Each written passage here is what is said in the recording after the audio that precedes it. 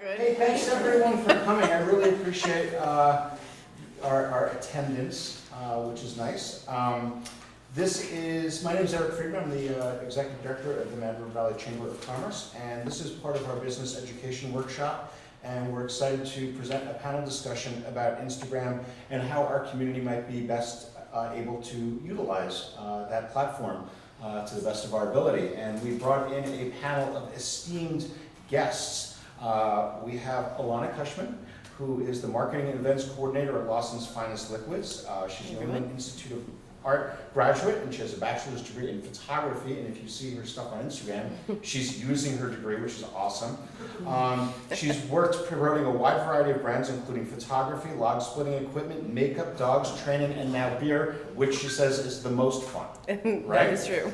We also have Charlie Menard. He's the owner of Canteen Creamy. He is a public relations mogul and award-winning Instagram marketer. Check out recent 7 Days about him. He was a former chef at the Round Barn and local yokel Laker from Colchester area. Went to high school up there, so native Vermonter. Mm-hmm. And do you ski? I used to. Yes, it's native pretty Vermonters, not flat. into yeah, exactly. We also have Dave Roca from Sugarbush. Dave's a New Englander who fell in love with skiing and riding in southern Vermont. He followed the snow and worked in the ski industry for years, and while going to school out in Colorado. Then came back east and worked in New York City for a while. Grew tired of subways and traded city commutes for dirt roads. He's worked in content and social media projects, running the spectrum from Super Bowl commercials to basic local level Facebook and Instagram accounts. He's worked on the Stratton Mountain marketing team down in southern Vermont before coming to Sugarbush, and he's been in the valley now for about a year. Yep. Welcome. Yep. And we have Dr. Rob Williams. It's not just a yak guy. Everyone thinks he's just a yak guy, but there's way more to him. Truly a doctor. No gloves though, right? Okay. He's a media communications professor and new digital media consultant who lives and works out of Vermont's Mad River Valley.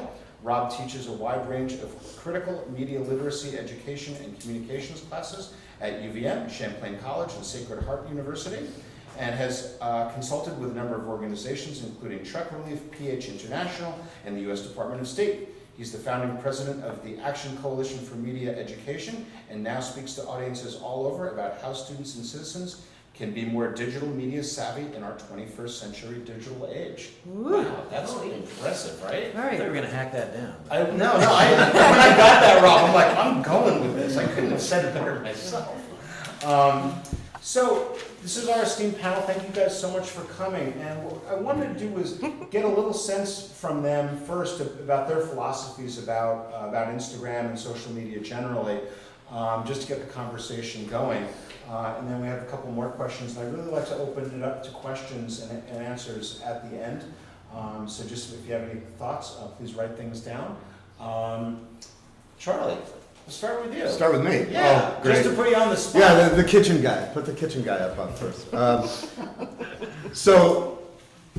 With Canteen, we actually have a little bit of a problem with social media. About 2 months ago, 7 Days called us one of the top 10 food Instagrams to follow in Vermont. And it was just maybe the week before that we decided we're not going to use. I have to stop because we became too busy. And I greatly, I just saw I'm sorry. but yeah, I greatly, attribute that to social media and the fact that we've done, we've gotten this kind of business just from posting. It's really pretty simple. We've kind of maxed out.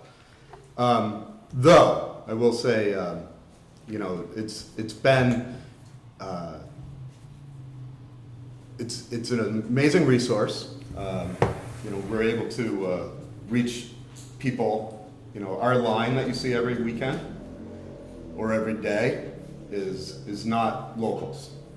Those are people driving an hour plus to come to Canteen. And that's an amazing, thing to see. At 11:30 when we open, there's already people waiting. And, never did I anticipate that happening. But yeah, I don't know. Rob, what philosophically speaking, how do you use it? What do you see the value of it? So let me throw out a book title, because I'm always interested in what people are writing about this stuff. It's a really nice little book. It's called Contagious, and it's a book by Jonah Berger, who's a neuroscientist at the University of Pennsylvania. But what he does is he lays out the reasons why social media are such powerful storytelling platforms, and he has this nice kind of 6-step strategy for any small business, anybody interested in building a more compelling kind of social media presence. But his focus and my focus strategically is on the notion of stories. What is the story that you are telling about your particular business, and how can you kind of author and curate that story over time? So I run 6 different Instagram accounts, actually, and each one has a particular sort of kind of storytelling strategy associated with it.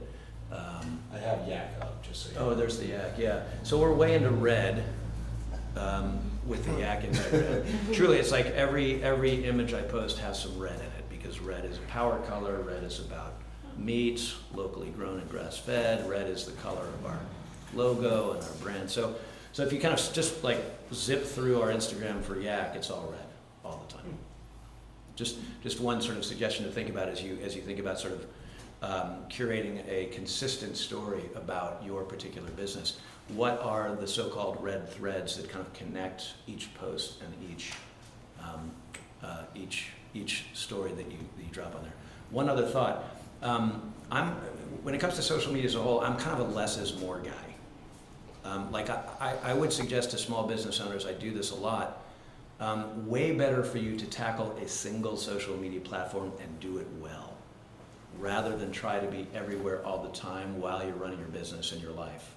And then you always feel like you're behind and frustrated, and that's no good to anybody. And what's great about Instagram is not only is it a social media platform, but it's also a very powerful multimedia production tool. So if you just put Instagram on your phone, never use it to post anything, but simply use it to take photos and then make ordinary photos or videos extraordinary, using the filters and all of the tools that Instagram affords you in seconds. Just to use Instagram to tell better stories with more compelling content, aesthetically, is a really powerful use of Instagram. So my advice to nonprofits and businesses when I talk with them is, if you're going to get in the game with social media, Instagram not only is about pictures, which appeal to our limbic emotional feeling brains, and they move us, a picture is worth 1,000 words for that reason, but Instagram is also it's a suite of production techniques and tools in your pocket on your phone that you can deploy anytime. And you can take those images and put them in newsletters, you can put them on your website, you can put them on your Facebook page, you can drop them into a monthly email that you send out to your customers, and the images look really great when you work with them. So, a few thoughts. Can I ask about, when you're talking about using... We're trying to keep questions so you can write stuff down. Alana? Contagious. Yes, Contagious, that's the book. Alana, what are your thoughts? So I think being able to use social media platforms to humanize a brand is amazing. Being able to put all of the hard work that goes into the product that is being created, or the business that is established within the Valley, behind the scenes kind of content. People love that stuff. People love to take a look into the daily life of what goes on around here. And not only do you have your business that you can utilize to promote in that way, we also live in such an incredible area. And creating content that makes people feel something. So just the other day, or yesterday, I posted, some fall foliage, and gives you that feeling of being here and just taking in the mountains and the foliage. And it's not about drinking and driving? No, definitely not that. They were biking here. Posting it, yeah. You're actually posting and go there. Yeah. But just utilizing everything around us to help people feel what it's like to be here and be part of this community. I think it's being able to use photography, video, even text to make people feel a certain way is so powerful, and really, has them in our shoes. And we're pretty lucky to live in such a place that it's a destination. And so to continue to push that out there, that, you know, when you visit us, there are so many different places to visit and so many things to see, and it's all about the community. And making people kind of feel the community around here, I think, is going to be huge as far as connecting all of our businesses. So Dave? Yeah. It's, Um, your thoughts from Yeah, so I've had the chance to work on social projects, large and small. And one of the most fun that I've had was actually a small butcher shop in southern Vermont. And I had the chance to set up the entire digital, both website and Facebook, Instagram, all that good stuff. But I think what I learned the most from that was that you are building an extension of your storefront, essentially. This is how you're going to be shaking hands with both your customers who are regulars and who are from far away. So while it's important to make sure that your regulars know what's going on at your business at all times, that's great. I would say a less is more approach for your content is more important, where you're posting 2 to 3 times a week of something that's a high quality photo, of a caption you enjoy that you think like really shows your personality. And then I would say like post that, do one place well, like Instagram. Don't get like bent out over making sure your Facebook is perfect and all that other stuff. Make sure something like your Instagram looks good, so that when somebody who's, you know, thinking about coming up to Sugar Bush for the weekend and is, you know, yelping different restaurants or different places to go, they know that when they look at your Instagram, they trust what your history shows just in the last 6 months. If you've got 3 posts from the last month, I know that you're showing up to work every day. I know you're like invested in your product. I know without setting foot in the Mad River Valley that you are a business I care about, because you care about your own content. And that's just like, that's something I think about when I'm going everywhere. It doesn't matter if it's Shaw's or Hurons, or whether I'm traveling down to the Jersey Shore or something. And so I think that it's important to build content that is very much your own personality. Don't go crazy. Don't make sure you have a post every night. Don't make sure you have a video that you've spent 6 hours doing. Have something that shows your personality, have a photo that you enjoy, that you think is true to your brand, and then just let that build. And your account will speak for itself. And I think it's fun. I think you should be enjoying this process. It's like, should be one of the more fun parts of your business, is sharing with your customers why your business is so great and so much better, or such an important part of the community. So I would say just build your brand, build your story, stay true to yourself, and you can't really go wrong. Awesome, thanks a lot, Dave. One of the things that I've noticed, and the questions that I get from a lot of people, is differentiating between tagging and hashtags and what to do. And I know that for me, I look at it from the Chamber of Commerce perspective. I really want to use Mad River Valley, hashtag Mad River Valley all the time, and encourage everyone to use that one basic thing, so that that you can try to do that. We're also trying to doing some other things with individual hashtags for ski MRV, dine MRV, trying to build those things up. I'm curious from the panelists' perspective. When you guys are doing hashtags and doing tagging, what are you thinking about, and what's the philosophy with that?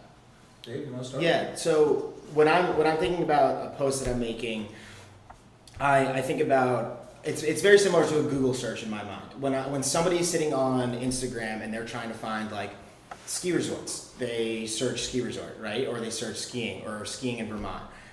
It's very similar when you're on Instagram as to Google. So they're going to search hashtag skiing, hashtag ski resorts, whatever you need. So if it's creamy, hashtag soft serve, or Vermont ice cream, you want it to be kind of stream of consciousness of whoever is looking for content you think you will land on. So if whatever is very basically related to your business, make sure you're hashtagging. So anybody who is searching for something very basically related to your business will pop up. So it's almost like a Google search SEO concept in my mind.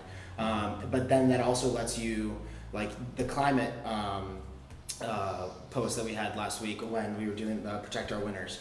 That was a big movement that everyone was posting the hashtag. And so it was almost to show solidarity with the movement. It was important that hashtag was at the top of the post, or very readable, findable.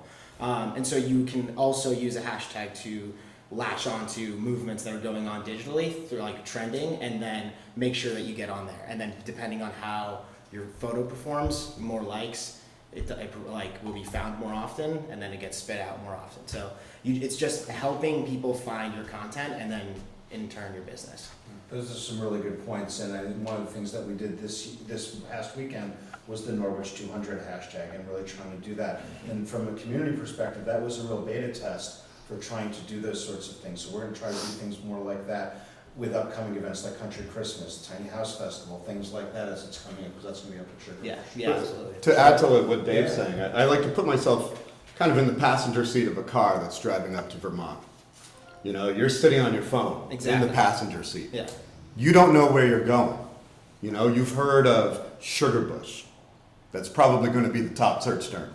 And, you know, then other things in the area. But, you know, you got to really kind of put yourself in that place. You know, they're probably not looking for Waitsfield, the passenger, right? Yeah. I mean, that's probably true. And even though I do use Waitsfield, I think it's important. Because we're unique. I don't know if there's another Waitsfield in the country. I don't think there is. I don't know why we don't say that, but The only one I know. The best cream is in the only. Yeah, I mean, I think hashtags are so important. It's amazing how much further of a reach that you can get just by utilizing the right hashtags. I think it's important to do research on different ones and kind of play around and see what works for your particular business. You know, you're getting more likes when you have, you know, Mad River Valley attached to it. And, you know, for Lawson's, I was like, well, let me just try Cerveza, which is beer in Spanish. And then you're starting to pull in people from a completely different demographic. Yeah, they're not going to hop on a plane and come to Waitsfield any day, but you're getting your content in front of eyes that you just wouldn't have before. And then the more people that you have interacting with your brand, you know, the more your posts are going to skyrocket, and the more they're going to be going in front of other people's screens that necessarily wouldn't have before. I think it is silly not to utilize them at this point, especially on Instagram. I think it's an absolutely amazing tool. And I know for me, being a visual person, that like when I'm looking at someone's photo that really grabs me in, then I start reading their hashtags and going through those different hashtags to see the other kind of content that is associated with these, and it gives you inspiration and, you know, can help fuel ideas for, you know, what you envision you could do for your brand. Rob, you have any thoughts? I had a question. Yeah. How do you all measure your return on investment, let's say, even informally, around a particular hashtag? Like, how do you know a hashtag is working? I love your Cerveza example. Yeah. Like, how do you see results from that? You know, so I'm constantly looking at who's liking our content. And, you know, so when I played around with the Cerveza one, I started having, you know, likes come through, and I'm, you know, clicking on their profiles, and I'm like, these accounts, they speak solely Spanish. And so, I mean, I feel like with that particular one, it's an obvious, you know, kind of. 6.7 million posts. Yeah. Yeah. Sorry. No, it's fine. That's a lot. Yeah. So I feel like that one was an easy one too, but I'm constantly looking at the return, whether it's who's liking the photo or who's following us all of a sudden, and kind of just analyzing, you know, who they are and where that came from, or what I adjusted on this post compared to the last one. So within your Instagram, I don't know if you can pull this up. Can you go to your own Instagram account? The Mad River Valley one? Correct. Yep. And go to, like, click the first picture right there. Yep, from the store. And click View Insights, Yep. and then drag up from the bottom, scroll down, keep going. See that from hashtags? So you can actually, Instagram will give you exactly where, you know, who's coming from where. They won't specify what hashtag they're using, but it'll definitely help you figure out whether or not something's hidden. And then the other thing is that just like figure out what's trendy. Sometimes, like, even, you know, it might not be the most, you know, genuine way to get a couple more views, but if the climate thing is going on, and you know, Charlie decided that he wanted to post a photo, and he put like Of a melting ice. Yeah. You know, you can find a way to piggyback on some of these trending topics that will inevitably have more hits and more views because of that. And so there are kind of creative tweaks that you can follow where the trends are going, and then kind of ride that wave a little bit. Can you guys or whoever speak to the difference between video and stills and how you utilize both, or and you know, whether you see, you know, maybe where you see more value for each? And when you say videos, do you mean videos on Instagram that disappear after a day, or do you mean videos as content? I think both. Okay, I mean, I think because both. that's a great Yeah. question, yeah. Yeah. Well, I'll kick it off. I think Instagram stories are really fun. They give you a really awesome option for people to click through and immediately swipe up to go to your website or wherever you want to lead them, which is great. But I think when it comes to video content in your actual feed, like when people are posting videos, you can have up to 60 seconds where you post it on your feed, and they're very well known to get a lot more viewership. They perform a lot better.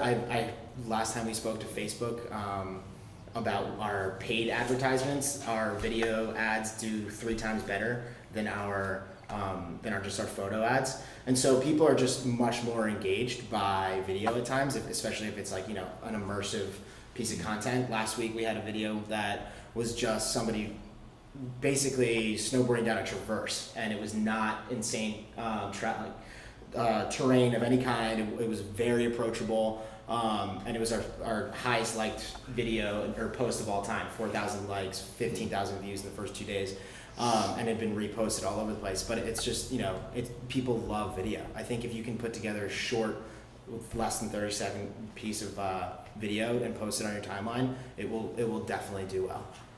And now they have the IGTV, so you do have capabilities of posting a longer video on Instagram. You know, for some people, they feel constrained having just 60 seconds and you have more of a message to convey. But now they have IGTV, so if you upload it just a little bit differently than how you would a regular video, if you go to like the home screen. Oh, you're on it already. Yeah, so that little TV, and then there's the plus sign up at the top next to the search that allows you to upload a video that's longer than 60 seconds and up to 10 minutes. Yeah. So it's pretty cool that has expanded, because there's definitely some promotional videos that, you know, I've made over time that you get to chop up differently for Instagram, and now that totally opens up so much more opportunity. And going back to kind of what I touched base on at the beginning is video brings things to life. It allows you to feel and experience that much more. So I think it's a great tool. I think it's something fun to play around with, and I think stories are huge. I think it's so much fun to, at least for, you know, working with Lawson's, it helps all of our fans feel connected to our brand. I'm constantly reposting pictures and comments, and you know, I get messages all the time of people just like freaking out, like, "Oh my gosh, thank you so much Lawson's for posting." famous, right? Like we get that occasionally. Yeah. Canteen famous. Oh, Canteen famous. Exactly. Yeah, and it's fun, and people get excited about it. And you know, stories are just a quick, fun way to get in front of people's screens. Like, I mean, I feel like nowadays people like are on their phones, and you're just constantly scrolling. And stories allows you to kind of go through that quickly and get another inside look on your business. And a fun twist with the stories are that if you can get them to tag you, that's kind of what we're talking about. If you can get them to tag you with your at blankety blank, like at Sugarbush VT, you can repost that to your story, and that's how they become, like, you know, Lawson's famous or something, or whatever. So you can kind of take that engagement to the next level and share that to your followers, and people go crazy over that. And you can share posts too on stories now. So like if you go on Yeah, so just go to like a timeline piece. I have yours up. Yeah, so just go to like a regular, that's actually one right there.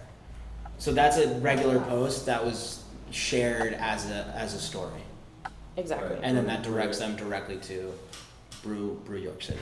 See that little like airplane looking thing on the bottom? Like when you're on someone, like if you're on your regular feed, you just hit that and then you can add the post to your story. So it's a quick, simple way to stay connected with your fans, and it gives them a little bit of a, you know, excitement for the brand. Yeah.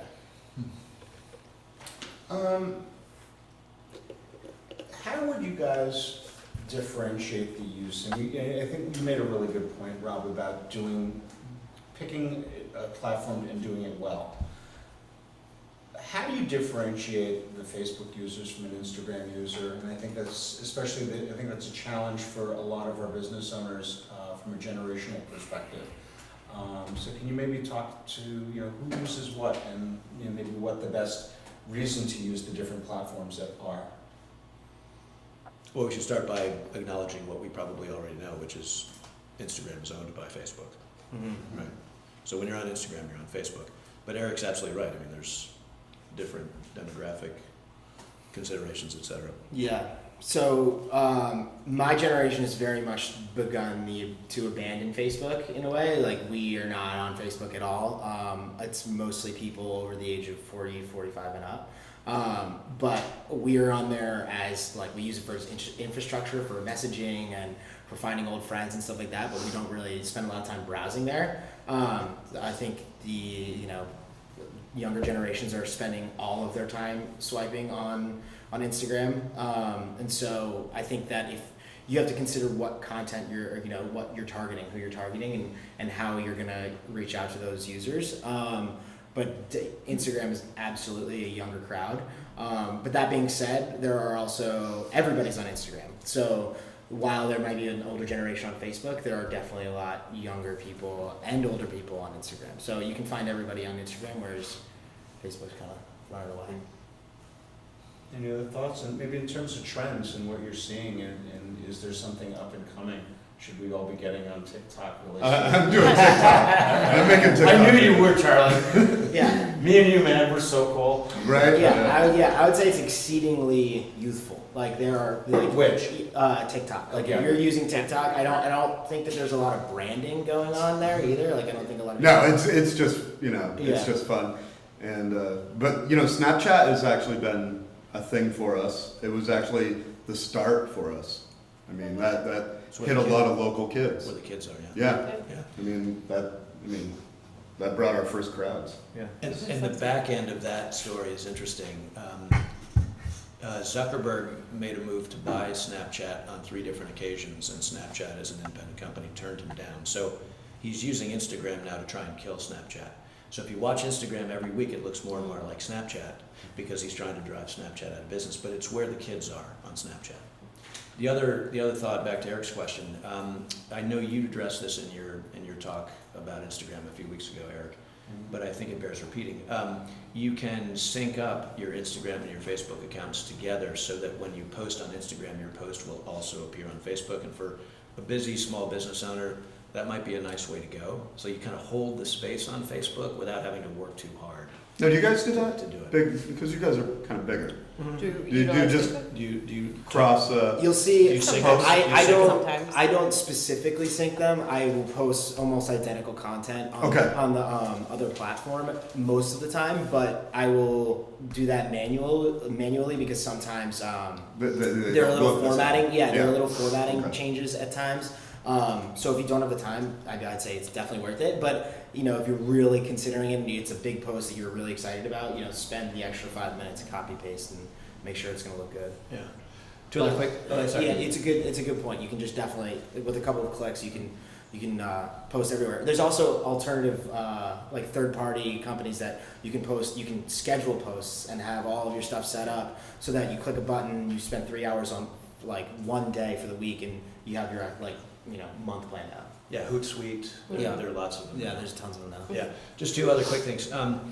Back to less is more. If you're maintaining a social media platform that you're not using, think about what message you're sending on that platform to the universe. What you're essentially saying is, I'm a dead organization here on Twitter. So if you have a Twitter account but you're not using it, just delete it.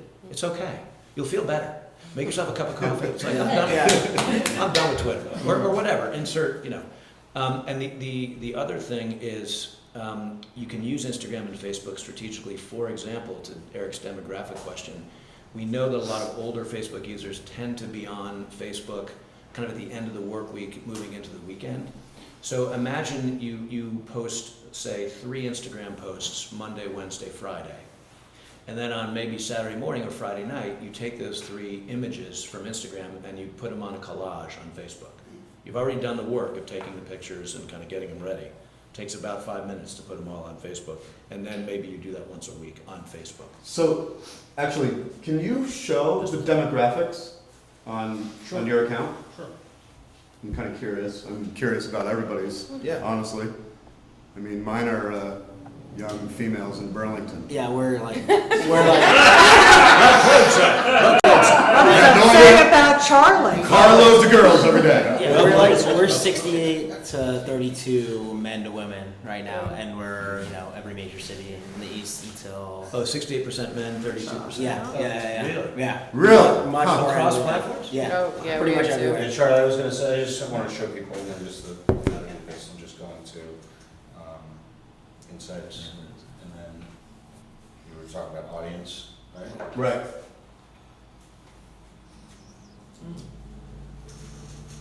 So this is the chamber. So that's all. So 35 to 44-year-olds, 60% women. Which is so interesting, because it was the direct opposite when I was at Mount Glen. Yeah. 65% That's men. exactly. Yeah, that's where we're at. So how did you find that again?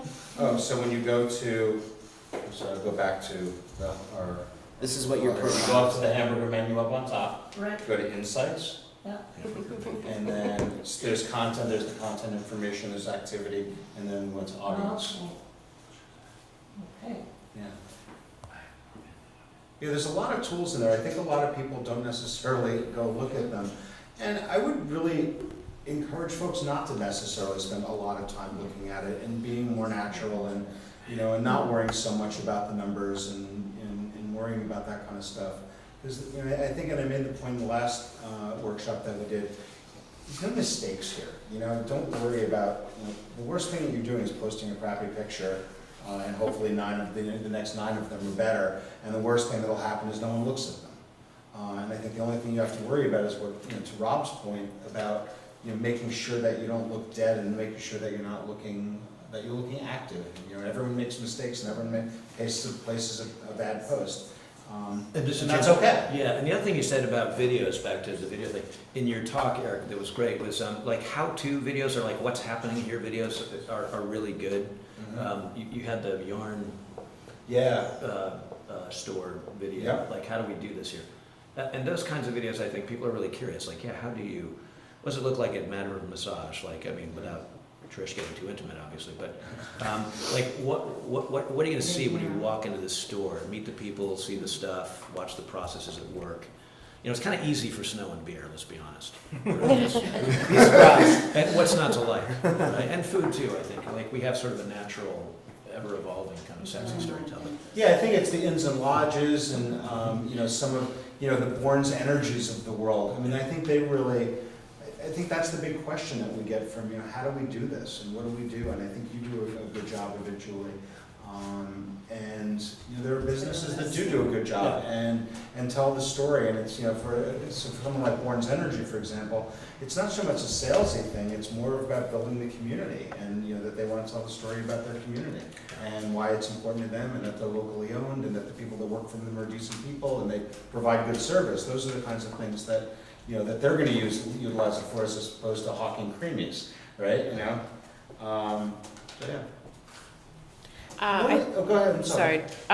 One of the things that, I don't know if you guys have seen it, but Vermont Tourism created a video about Waitsfield and Grace Potter narrated and stuff like that. I think even sharing those on your own, business page is super helpful. Then you're tied into this story that, just looking at it really quickly, it's got 9.3 thousand views on Facebook, just under 3,000 on Instagram. So connecting your business to, videos that are created that you don't even have to do anything for, and it's a great video and it, highlights this beautiful area. I think, keeping an eye out for stuff like that you can repost, it also adds value and is tying you into, certain things around here.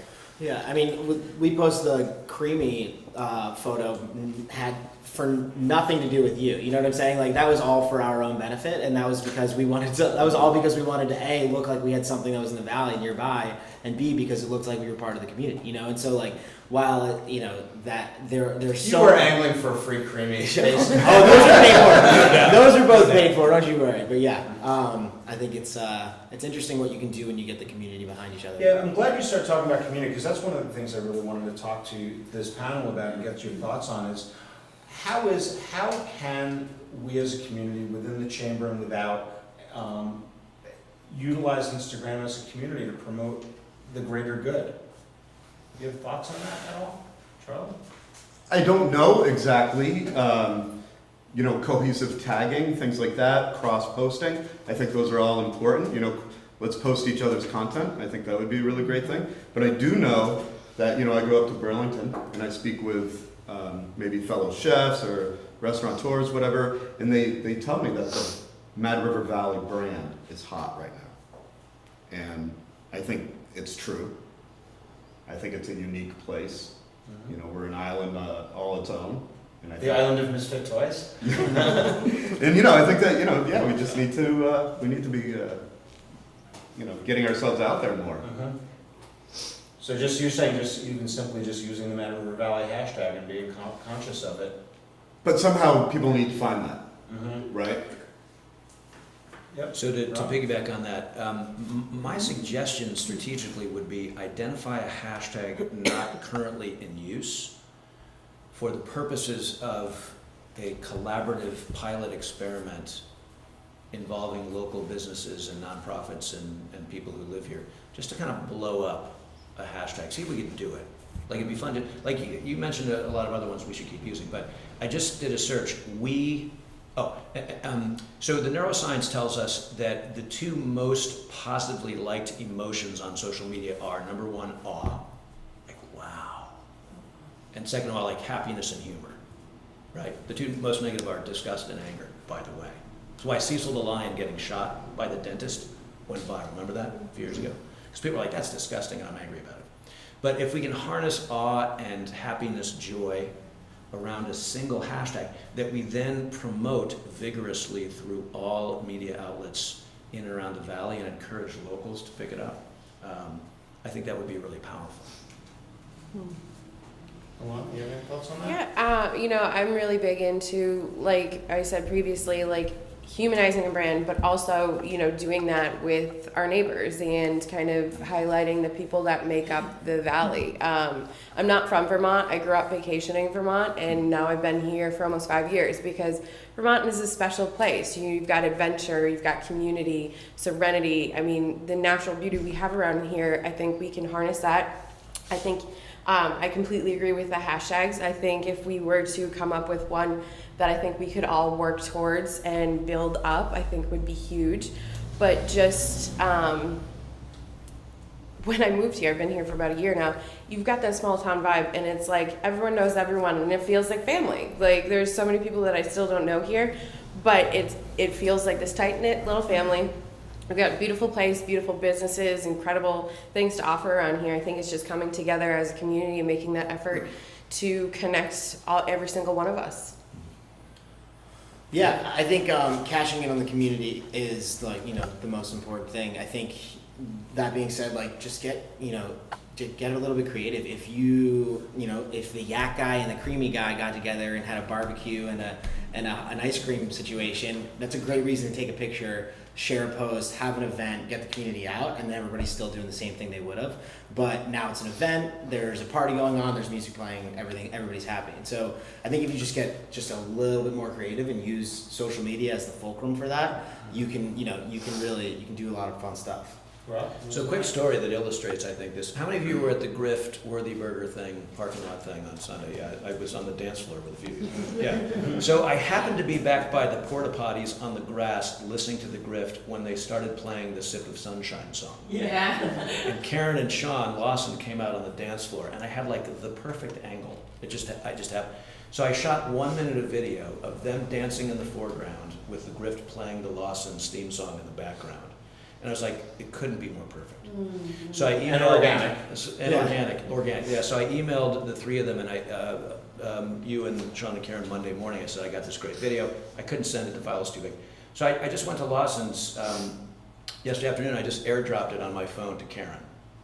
But I was thinking, as I was leaving Lawson's, like, if we had like a single hashtag, we could celebrate Worthy Burger 2, the Grift, the Lawson's, everybody on the dance floor. We could tag like all the businesses in the parking lot there. And suddenly it's like, it's a community celebration, not just face to face and in person, which is the best way, but also virtually. So it's that kind of, around a single hashtag, let's say. And over time, the hashtag acquires this amazing sort of community vibe that everyone is kind of addressing here. So. And I appreciate all the talk about community, which, speaking of which, is a good way to segue into our audience here. Does anyone have any questions for the panel at all? Keith? Yeah, I'd like to get everybody's opinion on Instagram Live. You know, the live streaming feature in stores. If you guys have used it, and if so, what kind of success? Yeah. So the beauty with Instagram and Facebook Live, Facebook's awesome, I think, because you can save it and you can repost it. It can live on your timeline. It's a little harder to get your live stream to save in a place for an Instagram account. We used it for the pond skim last year, and people love it. We usually get like 200 users watching it, which is pretty good. We had an amazing turnout a couple of years ago. 2 years ago, we had like 40,000 views in the first day it was posted. So if you've got something that, like, if people are standing there watching it outside, people are going to sit there and watch it on their phones. So if you've got a line of people standing there watching your event, they're going to want to watch it on your phone too. So whatever people are looking at, like, you know, just share it online. Maybe it doesn't have to be Instagram Live, but maybe there is value in making sure that people are seeing exactly what's going on. Something like, you know, the climate march, or showing that you're active, or listening to, you know, a speaker or something like that is a great way to show that you're there in the moment and it's important to your brand. Mm-hmm. So I think depending on what event or, you know, what the cause is, yeah, I think it's valuable. Mm-hmm. Any questions? Yeah. I'm curious about following people back. My Instagram, I find that I only follow businesses because I'm a business, and honestly, I just don't want to see everybody's dog and cat. I just want to kind of go through and see what's going on in the business world, unless they have a dog and cat on it. But so when individuals follow my business, which of course is what you want and you love, I don't follow them back. Should I be? And you're with Bourne's? No, I'm the Green Closet. You're the Green Closet, sorry. That's right. I saw Eric looking over you. Yeah. So Green Closet, okay. I don't know. You know, that's kind of a tricky question in my mind, because I see value in it, and I see and appreciate your side. You know, I'm pretty selective over, you know, what accounts that Lawson's follows. And it's not just strictly businesses. There are certain, like, influencers, you know, and, like, I mean, social media influencers are our best friend. Yeah. And so if it's something like in that manner, I'll follow them, but I'm pretty particular about who, because like you, I'd like to see certain content on the business page, but I also see value in having that connection and interaction with people that could help elevate your brand.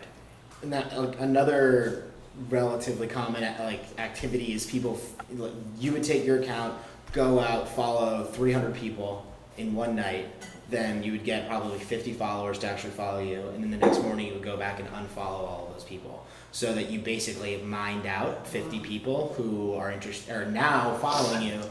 Yeah, it's I see that. I mean, I get that all the time. Yeah, there's a little bit of like a social hacking aspect to that, but there are people who pay bots to do it for them.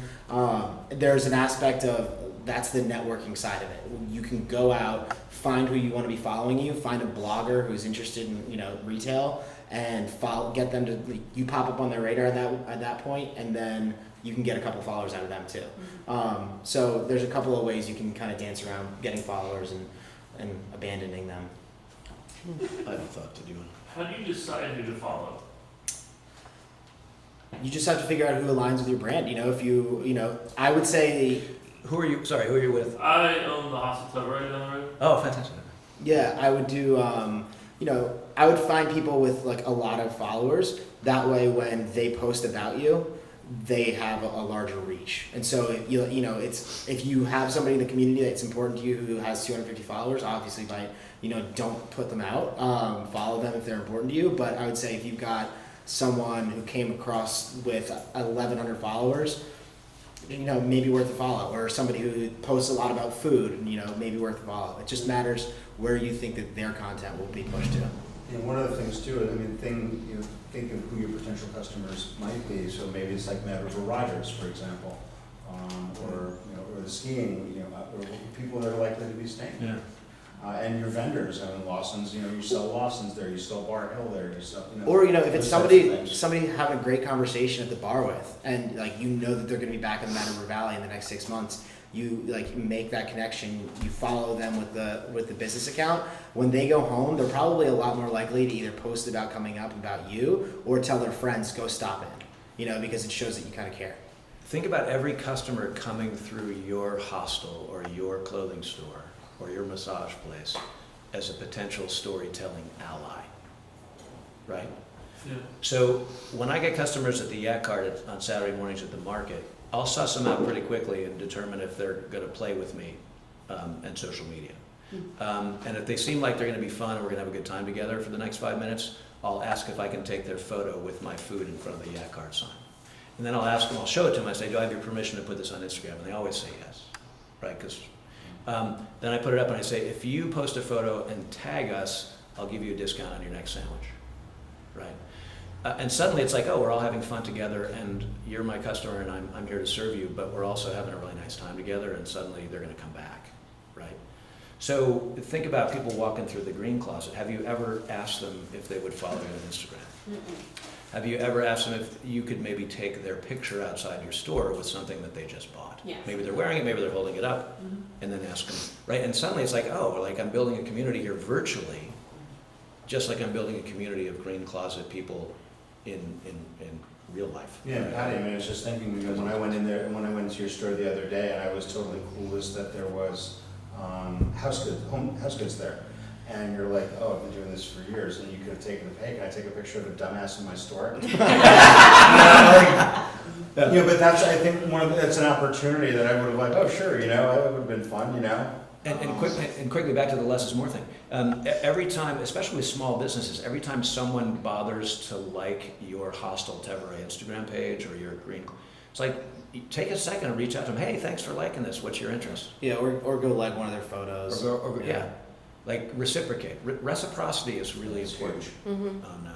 Yeah, and I think that's, for me, I find I spend a lot of time doing that reciprocity stuff, and it's like, oh man, why am I doing this? But it's really important. Well, it's important. Similarly, like, in the beginning of the season, I'll start commenting on other mountains, stuff, and like not like, jabbing at anybody, not being mean, just being like sharing the stoke, like Killington has some great photos. You say like killer photo, and then everybody who happens to be scrolling at, But don't overdo that. Yeah. No. I hate the hijacking. Yeah, but like anybody who's over looking at Killington's post, who's also happens to be looking at the ski post from an hour away, like, oh yeah, Sugarbush. We jumped to the top because we have the most followers. It's an immediate like 5 or 6 followers probably. So just network online with your brand. It's valuable. Just supportive. Yeah. Question, Trish? I do, I have a few. All right. So first, when you post on Instagram, it goes to Facebook if you're set up that way, but it does not work the other way. It does. It doesn't it goes only one way. You can Not that add. I use either of them Yeah, very much. you can For clear. the business. There's like a little switch essentially. It's in your settings somewhere that you can change that. If you reach out to me if you need help. And then I've been practicing a little since we've been here. Yeah. So I posted 2, and the second one has not appeared, and I did that probably 15 minutes ago. Let's see. So But I think I have 2 Instagram. One is personal, I guess, and one is. have you checked your profile? And I haven't, so I've hardly used this thing at all. Yeah. But and so my last question is, how do I edit? Because I clearly need to edit some profile picture, et cetera, et cetera. So you won't be able to edit your photos. You'll be able. You can? No, not after. I mean, the no, fact. I mean the photo like with Just your massage. caption. I don't want my face there, I want something Oh else. yeah. Well, if you go to your own profile, there should be a little option to edit Oh, profile. there it is. Replace the image. So yeah, that's the other thing. About a year ago, I guess 2 years ago now, Instagram stopped posting chronologically, and they started letting their algorithm dictate what you see. So you won't. So if you post immediately, it might not necessarily jump to the top of your timeline, Gotcha. especially if you're posting very closely after one another. Okay. And Charlie brought up a good point. You want to explain the geotag? Well, there's geotags. So, I don't know, just click on the picture. Oh, I'm sorry. Come on. There you go. So underneath Mad River Massage, you can add a geotag. So people might be searching those as well. That does happen. So I'm they kind know- of curious. they know do where you you guys go, do you where to go. always geotag? Always. Oh yeah. And do you always geotag the same thing? Always. For me, I'm always on resort. So geotag is where You wanna you're just go saying where it to is. Bush? Yeah. Yeah, and I'm always tagging with a mobile food cart. I was at Shelburne Farms, so I like blew up the Shelburne Farms hashtag on Saturday morning when I got there, right? Yeah, so you would want to tag the green closet every time you post with a geotag, just so people are like, oh, that's a really nice sweater. Oh, there's that place in Waitsfield that's 10 minutes away. I'm gonna. But I think it can also be beneficial to, like, with a newer business, to actually go with Mad River Valley or Waitsfield or wherever the greater. Yeah, I mean, I posted one this morning. I just put a nice cow picture out of my house, and I went and put it up. It came up as Moortown. I'm like, I don't want to use Moortown. I want to use Mad River Valley. Mhm. Where's the geotag? Right So, up here. so yeah, click on that on your phone. And then this will work similar to hashtags, but also with a map. So you can actually zoom out on that map the same way you would with Google Maps. And it'll show you exactly where it is on the map. And then it'll also give you everyone who's ever posted with that geotag, similar to a hashtag. And like where you had already posted yours, you can go back in and edit that. And I just tried that, because when you do Instagram, do you have to put that hashtag there? No. Or does that show up on its own? No, you have to put it in. You have to So type it's- that in. Yeah. Okay, Scott, I just added that. Okay. It doesn't matter if it's the beginning or the end of your post? Not necessarily. That's up to you. That's formatting. That's up to your creativity. Yeah. And I think one thing I feel like I've kind of dropped the ball on for a long time is, like, on my menu I should have hashtags, so that when people are out Printed there, on the menu. yeah, then when people are out there posting, then they know, oh, we should put that hashtag, whether it's Fried chicken. creamy, whatever. And so I'd like to be able to dominate Maple. that screen. I'd like to be able to see, like, And you've got that great wall, like all those colors. You could even paint in on that wall, like, one of like the hashtag that you liked best or whatever, because people constantly take pictures in front of that, and then next thing you know, it's also part of the visual, and it's right in their face. Yeah. You guys are ripe for the picking for like a reclaimed piece of wood with a hashtag painted on it for your brand. Like, that's perfect, Vermont. You could do that anywhere yeah. and get a lot of hashtags out of it. But I think that would be a good cohesive thing for the valley as well, Sure. if everybody had maybe the Mad River Valley hashtag or something. But come up with your own and brand it and make sure they know what it is when they're walking out the door. So when they've had that positive interaction, they can use it. Yeah, that's Really? one of the things that I'd like to start doing with our local businesses, is trying to figure out what hashtags that you guys are using, so that we utilize it and can encourage the rest of the community to use it. We really want to make sure that everyone's using Mad River Valley. If there's a ski image, we want to have MRV ski. We want to have, if they're dining, dine MRV, eat MRV. Things like that, bike MRV, hike MRV. One of the things that we have a lot of trails around here. The Trails Collaborative. We're really trying to take over MRV trails. There are things like that we really are working on, and that as a community we can really work together on if we're in tune with it. So we'll start. You probably do that on your cut, right? You probably have, like, hashtags. Yeah. Yeah, if you go to Vermont, yeah. One other thing about hashtags, and Erica, you kind of touched on this in your talk, but Trish, to your question, there's no one right way to hashtag, but there's a lot of different creative ways to do it. Some people, and I do this quite a bit, if you click on the top left, sorry. Oh, the story? No, sorry, the image. Oh, I'm sorry. Yeah, with Okay. Alec there, yeah. Yeah, if you scroll down. So, oh yeah, I didn't put it there. Actually, go to the next one. Because some people, they'll use the number sign, the hashtag, I think I did it there, if you go down. You don't actually have it like printed on No, I didn't. any. No, I didn't that time. I was just gonna say in your captions and stuff, people use the number signs and drop down the hashtag so it doesn't distract from the caption. Some people like to put it in the comment.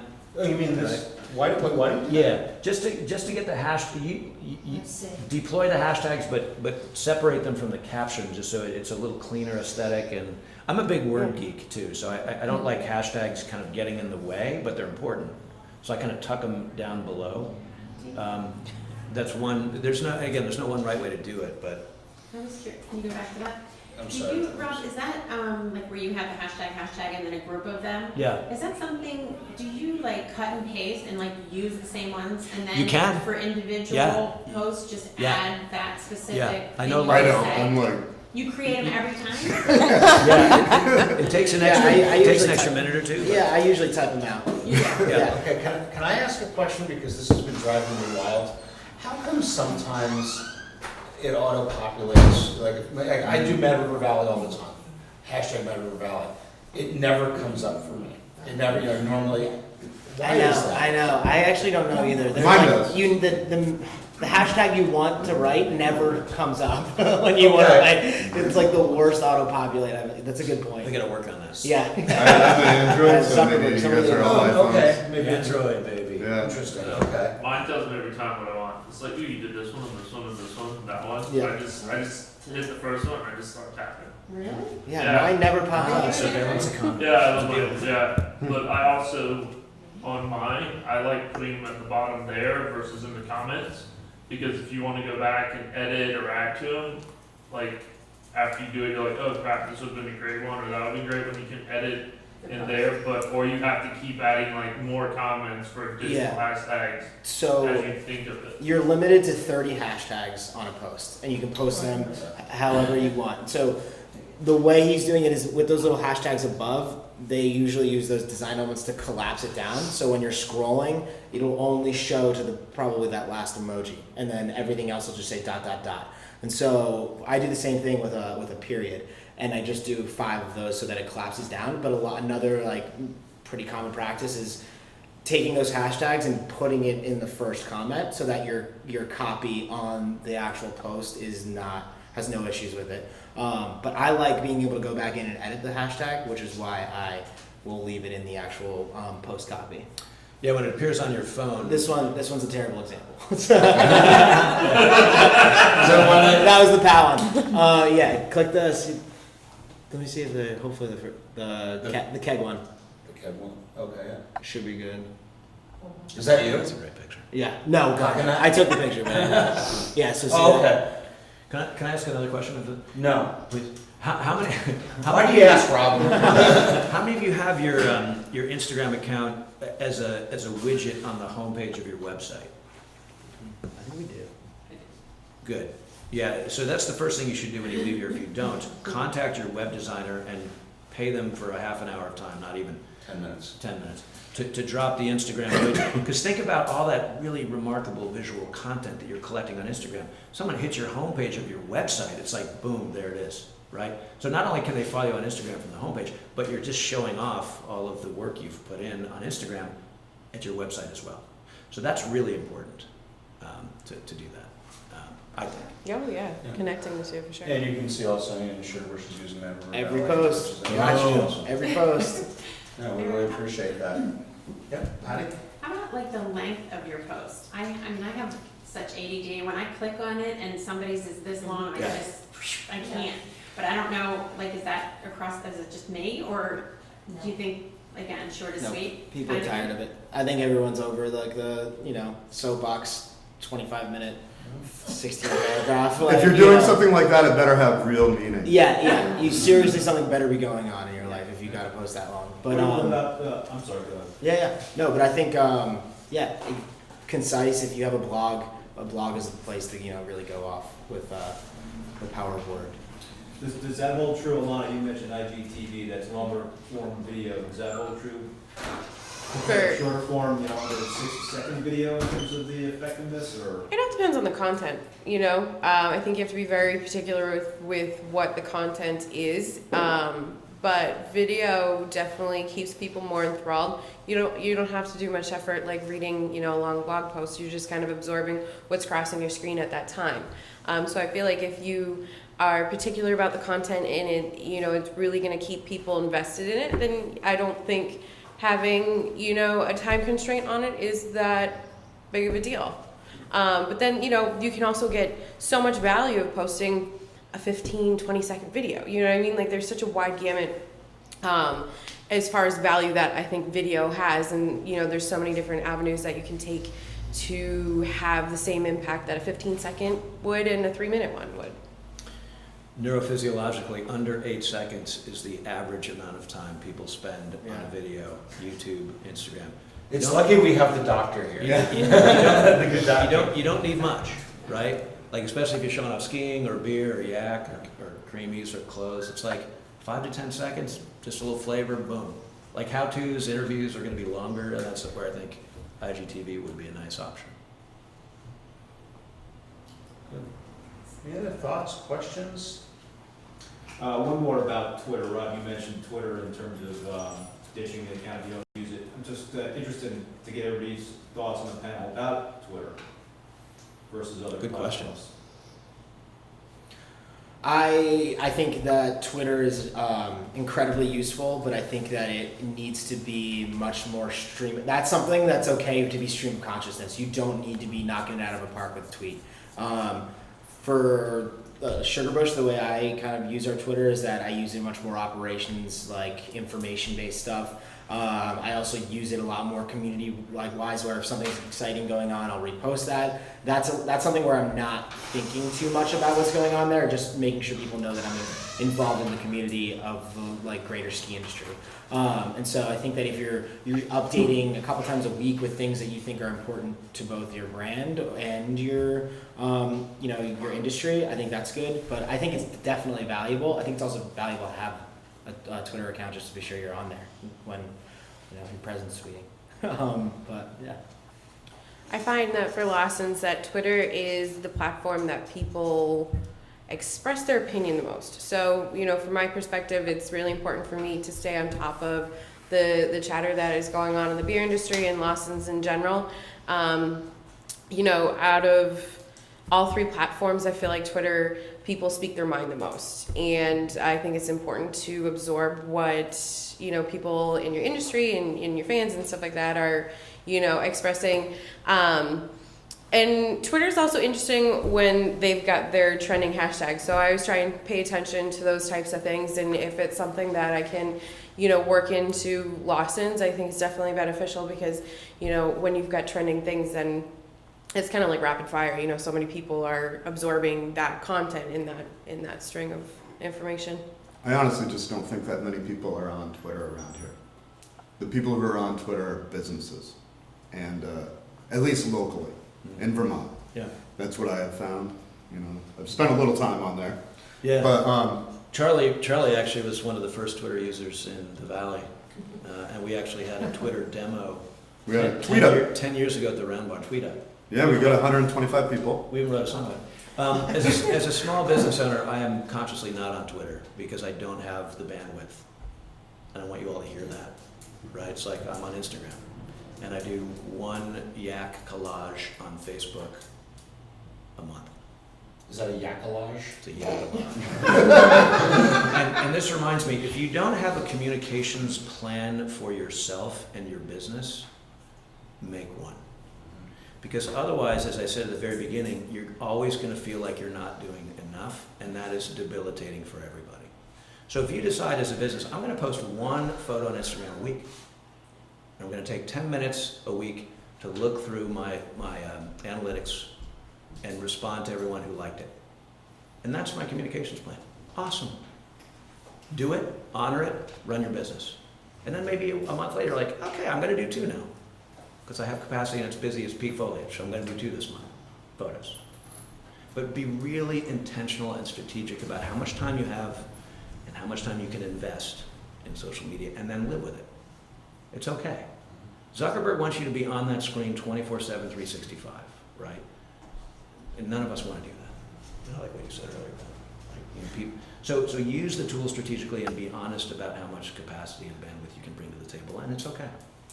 Less is more. And I think also that, and I mentioned this in the last workshop that we did, is that it is work. And I think, I always yelled at my kids, like, get off the damn phone, To spend that time, it is valuable and it is worth your time, and you are quote unquote working. And we were joking around last night. I was at Lawson's and I saw both of these guys down there, and we were joking around like, oh yeah, we're working, but we are, and it is important, and it is not a waste of time. Great. Ooh, we have an earthquake in Pakistan. Not good. Any other thoughts, questions? I'd like to thank the panel for coming. We really appreciate you guys coming. I want to point out, these are all people right in our town that we have really great expertise, and we're really, really fortunate.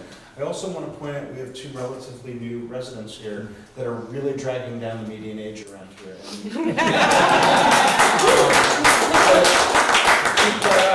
And I think that brings up, what you were saying, Charlie, that there's a good vibe with the valley, and that there are people that are appreciating it. There are people coming here. The kids aren't just all leaving. There are people coming back. There's a reason to stay here. There is a good vibe coming on.